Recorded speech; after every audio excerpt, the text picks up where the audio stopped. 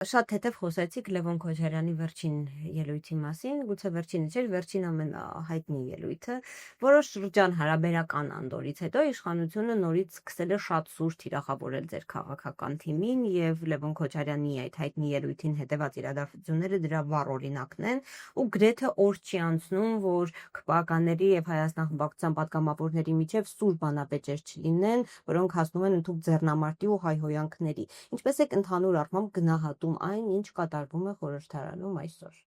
Միջև հերթական ընտրությունները 1 տարի է մնացել, հնարավոր է արտահերքը չէ, հնարավոր է հավանականություն ես տեսնում եմ որոշակի եւ պարզ է, որ հիմա այդ քաղաքական մարտերը խորհրդարանում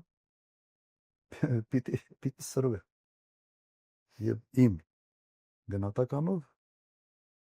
գալիք տարին այսպես է լինել։ Հիմա մարդիկ նաեւ ինչ որ նարատիվներով իշխանություն են ստացել եւ այսօր արդարացման ոչինչ չունեն։ Իսկապես ոչինչ չունեն։ Նույն հիմնադրամով անի 65 միլիոն ցնդելա մեղադրյալ չկա։ Հիմա կարող է ձևական բերեն մի երկու հոգու մեղադրանք առաջարկեն, հետո ասեն դե քանի որ համագործակցել է քնության հետ կարճը։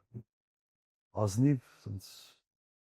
Գործուն զղջացել են, հա, տերմինը իրենք են ընդունել այդպիսի բան չկար էլի։ Եթե չեմ սխալվում Ալեն Սիմոնյանի ինչ որ հարազատները գործուն զղջալով, ասես լավ բան են ընդունել, ինչ ասես դրա տակ կարած դնես։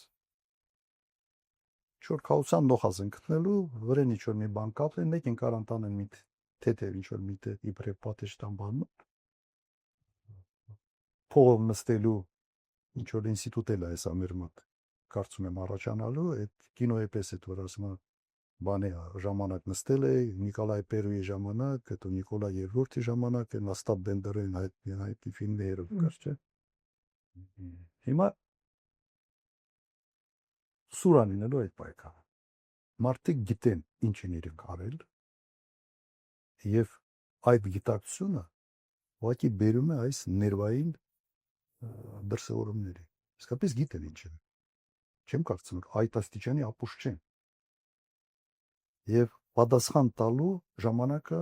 գալիս։ Եվ իհարկե աներու։ Ես այստեղ ավենտիաց ասած չեմ զարմանում։ Հիմա այստեղ մեկ հարց կա, նայեք։ Նաև խորհրդարանի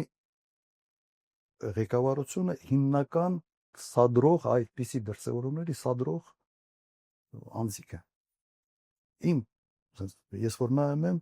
օրինակ Ալեն Սիմոնյանը ինքը չի հասկացել, որ ինքը խորհրդարանի խոսնակն է, այլ ոչ թե խորհրդարանի տնօրենն է։ Իսկապես չի հասկացել, որովհետև իրենց պահում են, որ այդ վերևը նստում են, իրենց թվում է, թե ինքը դիրեկտոր է։ Խորհրդարանի խոսնակի վարպետությունը նա է, որ ինքը կարողանա բոլոր քաղաքական միավորների հետ լեզու գտնել։ Ինքը այդ կոպիտ ասած այդ բլիժնի բոյի մեջ ինքը չպիտի մտնի։ Վերջը մենք քանի խոսնակ ենք ունեցել մեր խորհրդարանում, ով է իրեն այսպես պահել։ Ամեն մի ելույթից հետո ինչ որ մեկնաբանություններ են անում, մեդան են ընկնում, որովհետև ենթադրում են, որ Նիկոլ Փաշինյանը հետևում է եւ հանկարծ կարող է SMS ուղարկի, ասի այ ուսապարկ։ Գործը տարա, դու տեղ վերես ընկել են չի համար։ Պրոբլեմը սրա մեջ է, եթե խորհրդարանի այն բանի նստած վերև նստած մարդիկ իրենք հենց այդ ֆունկցիան պետք է կատարեն։ Պատասխանելու հարց կա, այո, պատգամավորներից յուրաքանչյուրը կարող գնա ամբիոնին, պատասխանի ելույթ ունենա եւ այլն, բայց երբ որ խոսնակն է դառնում հիմնական սադրողը, սա պրոբլեմ է, սա նշանակում է որ խորհրդարանը անընդհատ բախվելու է նման իրավիճակների հետ։ Դիրեկտոր չեք դուք, ու խոսնակ եք խորհրդարանի,